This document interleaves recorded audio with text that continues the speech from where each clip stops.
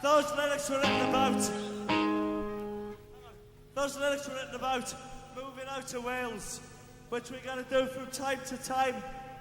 We come back after meeting lots of different people, lots of different cultures, and we got a better idea how to run our lives, you know. It's for coming back and doing something about where you live.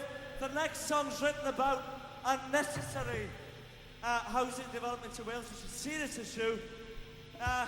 The plain clothes remark is quite true, because they're probably here tonight, because they're fucking wanky old wankers, and they've got to wank off.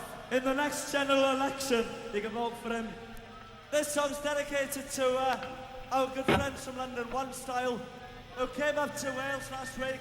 They did 4 gigs. Remember that name, One Style MDV, go and see them. They came up to Wales to raise money for homeless people, which is a nice one of the lads. And the guys here tonight on the sound business. We're starting the song. And doing this nicely. Nice one, lads. That one. Speaks, you know, I can't shut up.